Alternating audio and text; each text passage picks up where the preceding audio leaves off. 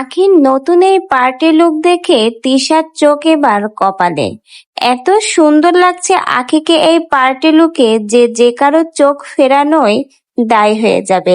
আহাদের জন্মদিনে এবার চমৎকার পার্টি লুকে সেজেছে আখি। আখির এই নিত্য নতুন লুকগুলো যেন এখন অনেকের ঘুম হারাম করে দিয়েছে।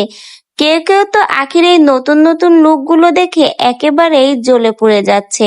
আবারও আজকে আখি নতুন একটা পার্টি লুকে হাজির হয়েছে। আখির এই পার্টি লুক দেখে সকলেই একটাই কথা বলছে, আখির এই নতুন নতুন লুকের কাছে তিশার নতুন নতুন লুকগুলো কিছুই না।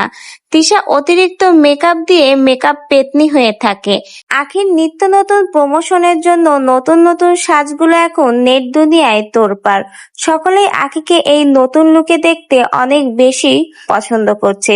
সকলেই তো এখন আখিরই প্রশংসা করছে।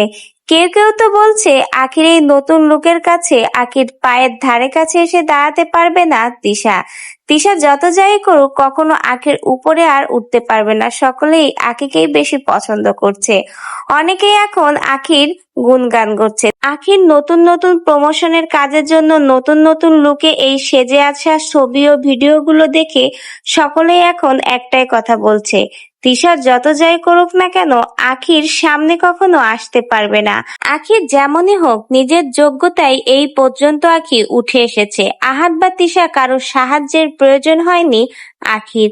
আখি চাইলে জীবনে আরো অনেক বড় হতে পারবে, বড় প্রতিষ্ঠিত হতে পারবে, নিজের একটা স্থান তৈরি করতে পারবে। সকলেই এখন আখির অনেক বেশি প্রশংসা করছে।